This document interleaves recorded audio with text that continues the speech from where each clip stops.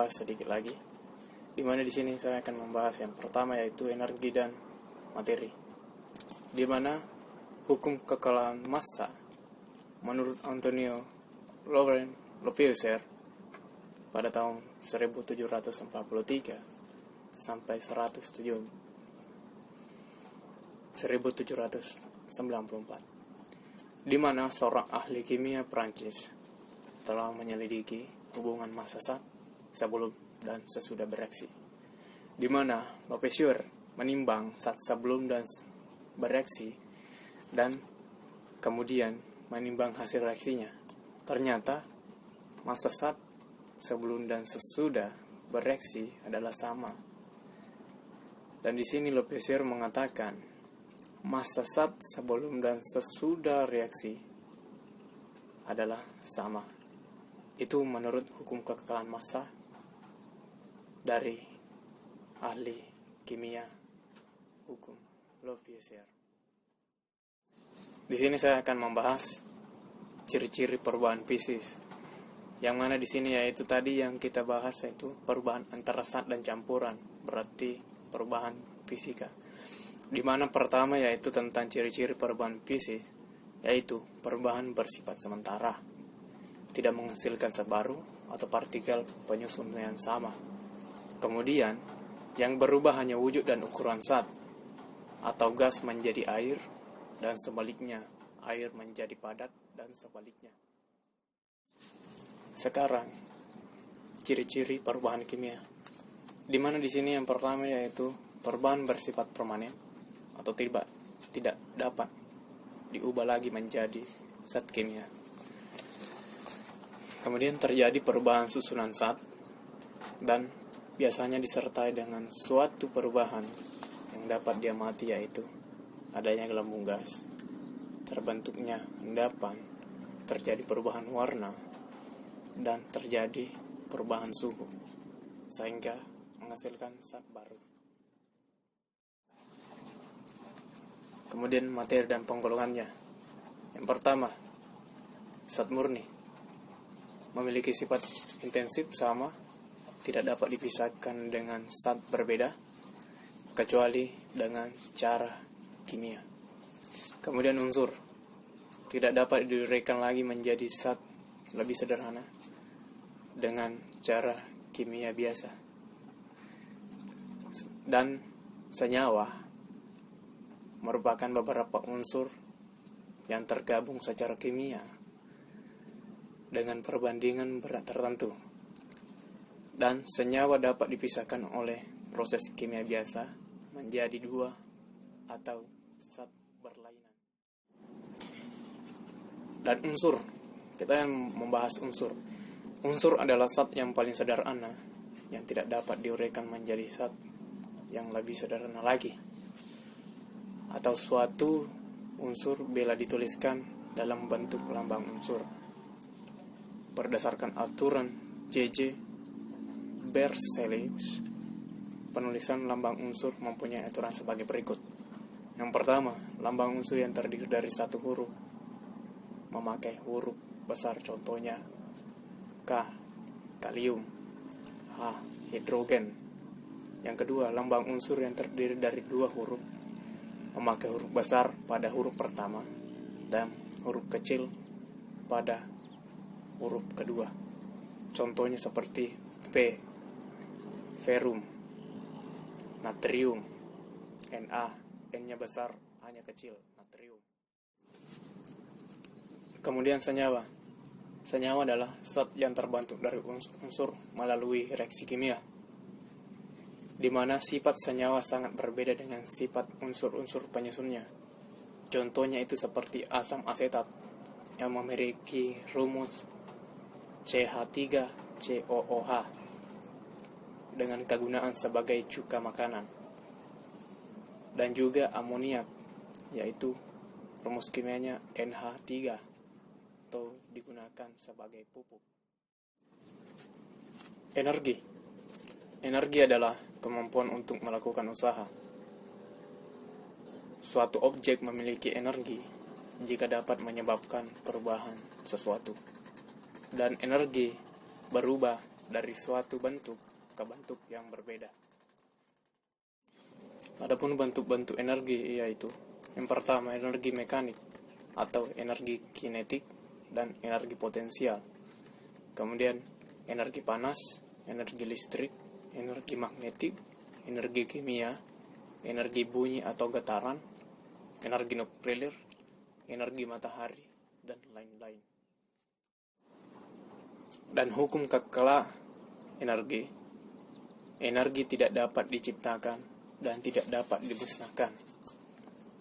Energi dapat berubah dari bentuk satu ke bentuk lainnya. Contohnya seperti energi mekanik berubah menjadi energi listrik, dan energi listrik berubah menjadi energi bunyi, dan energi kimia berubah menjadi energi listrik.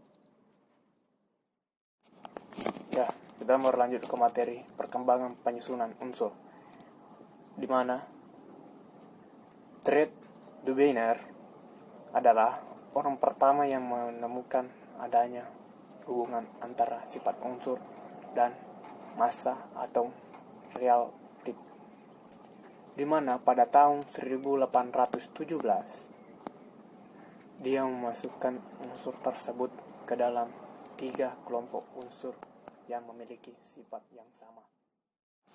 Yang kedua, yang pertama tadi itu Fred Dubiner pada tahun 1817. Kemudian ini yaitu daftar Mendeleev, yaitu pada tahun 1869, di mana Rottenmeier dan Dmitri Ivanovich Mendeleev menemukan hubungan yang lebih terperinci antara massa atom relatif dengan sifat unsur. Pada tahun 1869, Mendeleev berhasil menyusun suatu daftar terdiri atas 65 unsur, di mana unsur kimia ini untuk menyusun daftar unsur-unsur berdasarkan kenaikan massa atom relatif dikenal dengan nama hukum periodik. Dan yang ketiga yaitu sistem periodik modern atau yang kita gunakan saat ini, di mana sistem periodik modern disusun berdasarkan hukum periodik modern yang dinyatakan bahwa sifat-sifat unsur merupakan fungsi periodik dari nomor atomnya. Artinya, jika unsur-unsur disusun berdasarkan kenaikan nomor periodik, itu sebabnya tabel unsur-unsur disebut atau dinamai tabel periodik. Kemudian sifat-sifat unsur dalam SPU, sistem periodik unsur. Yang pertama yaitu jari-jari, yang kedua energi ionisasi, dan yang ketiga afinitas elektron. Yang pertama tadi jari-jari atom, di mana jari atau jarak dari inti atom sampai kulit elektron terluar. Yang pertama, dalam suatu golongan dari atas ke bawah, jari-jari atom semakin besar, dan dalam satu periodik dari kiri ke kanan, jari-jari atom semakin kecil. Energi ionisasi, yaitu energi yang dibutuhkan untuk melepaskan satu elektron terluar. Berlanjut ke materi selanjutnya yaitu ikatan kimia, di mana ikatan kimia merupakan ikatan dalam interaksi gaya tarik-menarik antara dua atom atau molekul yang menyebabkan suatu senyawa menjadi stabil. Susunan elektron stabil mengikuti kaidah otet atau doplet.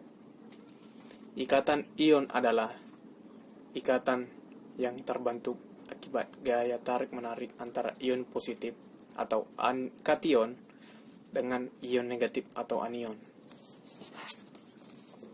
Kemudian ikatan kovalen, yaitu ikatan yang terjadi akibat pemakaian pasangan elektron oleh dua atom yang berikatan. Kemudian ikatan koordinasi adalah ikatan kovalen, di mana elektron-elektron dalam pasangan elektron yang digunakan bersama berasal dari salah satu atom yang berikatan. Kemudian ikatan logam di sini yaitu ikatan kimia yang terbentuk akibat penggunaan bersama elektron-elektron valensi secara atau antara atom-atom logam. Ikatan ion yaitu sebuah gaya elektronik yang mempersatukan ion-ion dalam suatu senyawa ionik. Dan ikatan ion adalah gaya tarik-menarik antara dua ion yang berlawanan yang terbentuk melalui perpindahan elektron. Sifat ikatan ion bersifat polar sehingga larut dalam pelarut polar, memiliki titik leleh yang tinggi, baik larutan maupun lelehannya bersifat elektrolit. Pembentukan ikatan ion. Ikatan ion dilakukan dengan cara transport elektron. Ikatan ion timbul sebagai akibat dari gaya tarik-menarik antara ion yang bermuatan positif dan ion yang bermuatan negatif yang dihasilkan karena perpindahan elektron. Pembentukan ikatan ion, contohnya Na positif tambah Cl minus jadi natrium klorida. Pembentukan ikatan ion bersamaan berikut dengan E menyatakan elektron menggunakan lambang Lewis untuk menunjukkan mula-mula pembentukan kation dan anion lalu menjadi senyawa ionik. Jadi di sini gabungan antara kation dan anion sehingga membentuk senyawa ionik atau ikatan ion. Nama dan rumus senyawa ion yaitu gabungan kation dan anion menghasilkan senyawa ionik. Sedangkan senyawa ionik dinamai dengan mengurutkan kationnya dulu, lalu diikuti dengan nama anion, sehingga ion dapat berupa monatonik atau poliatonik. Ion poliatonik juga disebut sebagai ion molekuler.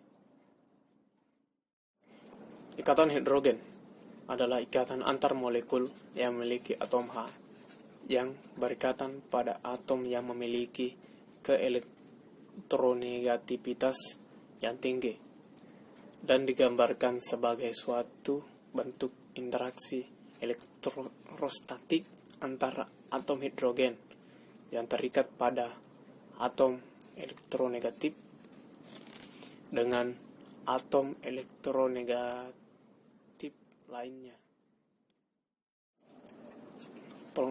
Pengelompokan atau klasifikasi hidrogen ada dua, yaitu yang pertama ikatan hidrogen intermolekuler, yaitu ikatan hidrogen yang terjadi pada molekul yang berbeda atau antar molekul. Yang kedua, ikatan hidrogen intramolekuler, yaitu ikatan hidrogen yang terjadi pada molekul yang sama. Adapun faktor-faktor yang mempengaruhi, yang pertama itu popularitas, kedua elektronegativitas, serta contoh hidrogen yaitu air. Ikatan logam yaitu ikatan yang terbentuk akibat adanya gaya tarik-menarik yang terjadi antara muatan positif dan ion-ion logam dengan muatan negatif dari elektron-elektron yang bebas bergerak yang dihasilkan oleh elektron valensi masing-masing logam.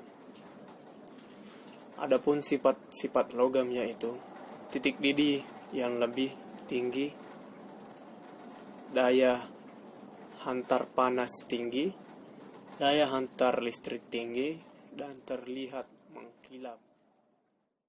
Pengelompokan atau klasifikasi logam yang pertama menurut penyusun ikatan logam, yaitu unsur sejenis, unsur yang tidak sejenis. Dan yang kedua, menurut golongan ikatan logam. Yang pertama, unsur transisi, kemudian unsur golongan utama.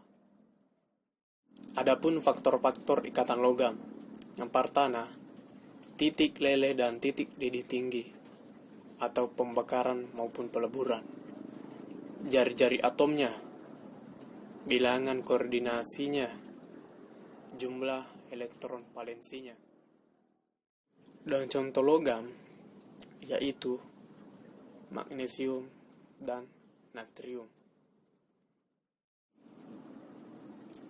Rumus van der Waals yaitu gaya tarik-menarik antara atom atau molekul, di mana gaya ini relatif jauh lebih lemah dibanding dengan gaya yang timbul karena ikatan valensi dalam biasanya. Gaya ini ialah 10-7 kali jarak antara atom-atom atau molekul-molekul. Dalam ilmu kimia, gaya van der Waals merujuk pada jenis tertentu atau gaya antar molekul. Istilah ini pada awalnya merujuk pada semua jenis gaya yang digunakan dalam pengertian tersebut, sehingga saat ini masih kadang digunakan, tetapi saat ini lebih umum merujuk pada gaya-gaya yang timbul dari polarisasi molekul menjadi dipol. Gaya ini juga terjadi akibat interaksi antara molekul-molekul nonpolar atau gaya London, antara molekul-molekul polar atau gaya dipol-dipol, atau antara molekul nonpolar dengan molekul polar atau gaya dipol-dipol terinduksi. Ikatan van der Waals terdapat antar molekul cair atau zat padat dan sangat lemah. Dulu, gaya ini digunakan untuk menunjukkan semua jenis gaya tarik-menarik antar molekul. Namun kini merujuk pada gaya-gaya yang timbul dari polarisasi, yang terlemah menjadi dipol seketika. Pada saat tertentu, molekul-molekul dapat berada dalam fase dipol seketika ketika salah satu muatan positif atau muatan negatif berada di sisi tertentu. Dalam keadaan dipol ini, molekul dapat menarik atau menolak elektron lain dan menyebabkan atom lain menjadi dipol. Kemudian klasifikasi atau pengelompokan gaya van der Waals. Yang pertama, interaksi ion dipol, yaitu gaya antar molekul ini terjadi antara ion dan senyawa kovalen polar. Dan interaksi dipol-dipol merupakan interaksi antara sama molekul polar dipol. Adapun gaya yang mempengaruhi ikatan van der Waals, yang pertama itu gaya orientasi, gaya imbas, gaya dispersi, gaya tuakan. Asal mula dispersi van der Waals. Yang pertama, dipol-dipol yang berubah-ubah sementara, yaitu daya tarik yang ada di alam bersifat elektrik. Dipol-dipol sementara yang memberikan kenaikan daya teknik antar molekul. Kekuatan gaya dispersi, gaya antara molekul-molekul lebih lemah dibanding dengan ikatan kovalen di antara molekul. Pengaruh ukuran molekul terhadap kekuatan ikatan daya dispersi. Kemudian pengaruh bentuk molekul terhadap kekuatan gaya dispersi. Kemudian jari-jari van der Waals, yaitu jarak antara inti atom ke orbital elektron terluar yang stabil dalam suatu atom dan dalam keadaan seimbang. Biasanya, jarak tersebut diukur dalam satuan piknometer atau angstrom. Dikarenakan elektron-elektron senantiasa bergerak, maka untuk mengukur jarak dari inti atom kepadanya amatlah sulit. Tidak seperti halnya sebuah atom tidak memiliki jari-jari yang tetap dari jarak dua buah atom yang berapitan.